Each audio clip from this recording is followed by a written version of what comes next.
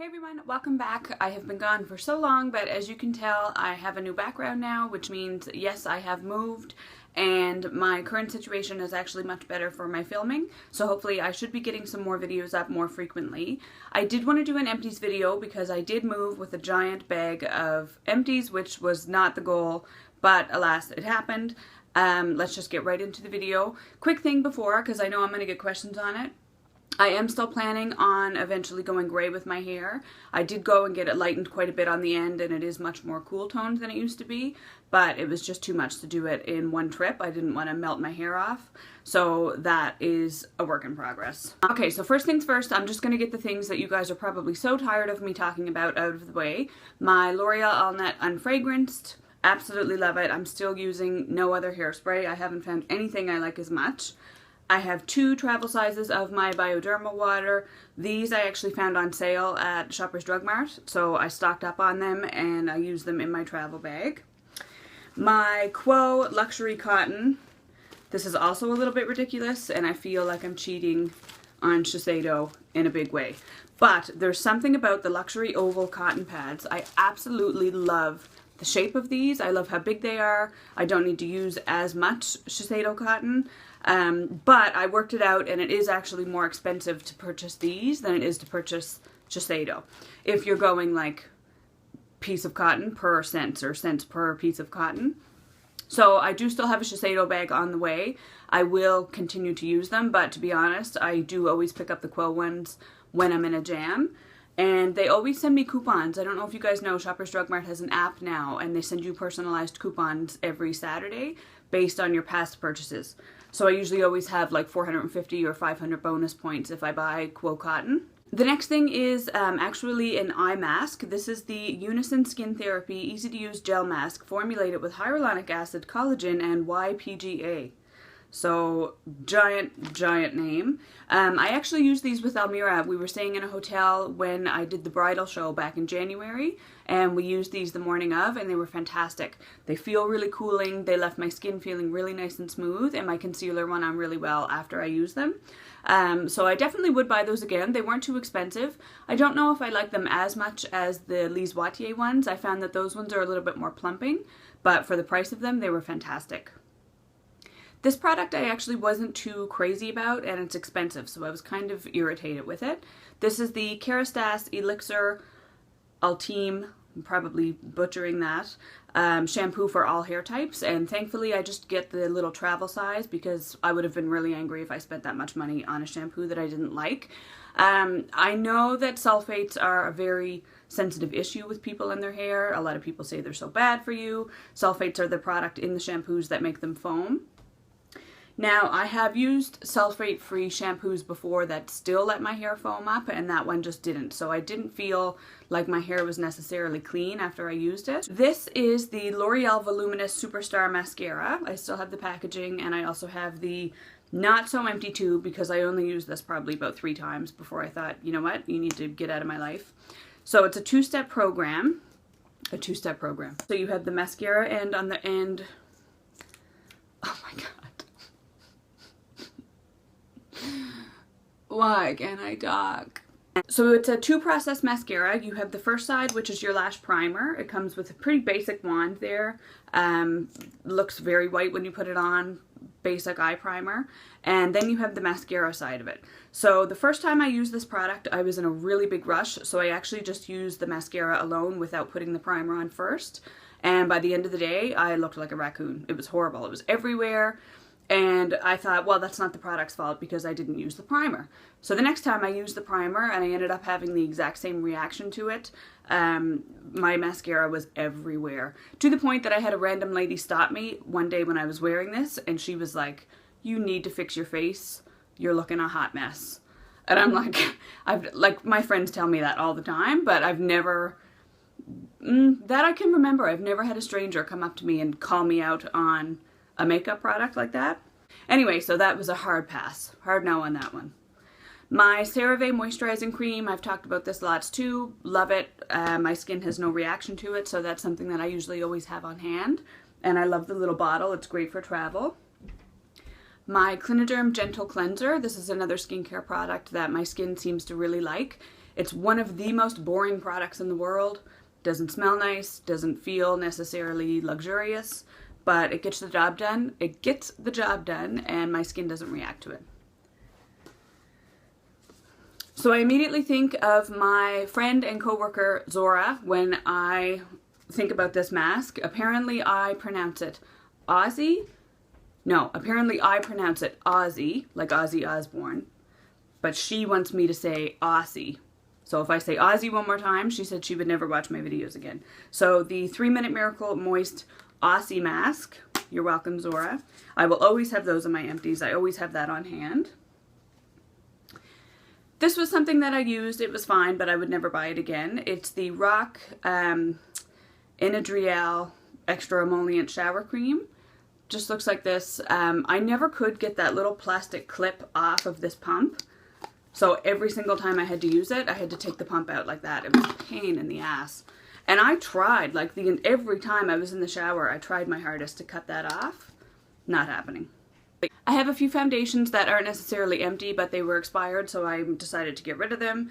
The Clarins Everlasting Foundation, this is the older formula. They have since reformulated it, and it actually is a lot better, so I'm not really sad to see this one go. And the Clarins True Radiance, this is in the shade 107 Beige. This was okay. I love glowy skin, you guys know that about me, but I found that that one made me a little bit too glowy, to the point that I looked almost greasy at the end of the day. So I much prefer their Skin Illusion foundation, which is more of a natural finish. It's not as glowy as the True Radiance. I finally came to the end of my Dior Pore Minimizer, and now looking at it in the window, there's still quite a bit of it on the sides here, but I like rolled that product down as best I could. I have so many different pore fillers. I absolutely love primers like this, and this one was no exception. The only thing I found with it is it did smell a little funny. It almost has like a petroleum gasoline smell, and I wasn't crazy about that. But it didn't react with my skin, and I liked what it did. So I would probably purchase that again. But like I said, I have so many different pore products right now that I'll just hold off for a while. I have a small sample of the Kerastase Chroma Captive mask. This is something as well that I was using when I was staying in the hotel. It was fine. Not my favorite. For the price of it, I probably wouldn't buy it again, but it was a good product. And apparently this month, or this few months, was the month of mascaras. So first up I have the Maybelline Falsies Push Up Drama.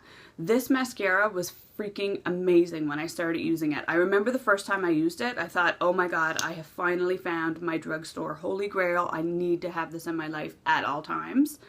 And it was probably by like maybe 2 weeks into it that it really started to clump up on me, and the formula just got super, super thick.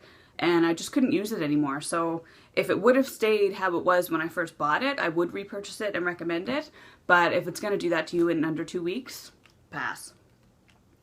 Another one I did not like. This is the Joe Fresh Lash Plump Mascara. And it has a super, super fat wand. And this is just one of those drier formula mascaras that I really had trouble transferring onto my lashes. I didn't necessarily get much volume or length from it, and it smudged on me, so not having that. This is another one from my Sephora Mascara Favorites kit that I bought last year. I'm still kind of working through those. This is the YSL Effect Faux Cils. Very basic brush on this one. And to be honest, it was just fine. Again, I didn't feel like it put enough product on my lashes. I wanted a little bit more volume from it. And I do remember that this one flaked a little bit, so for the price of it, definitely no on that one.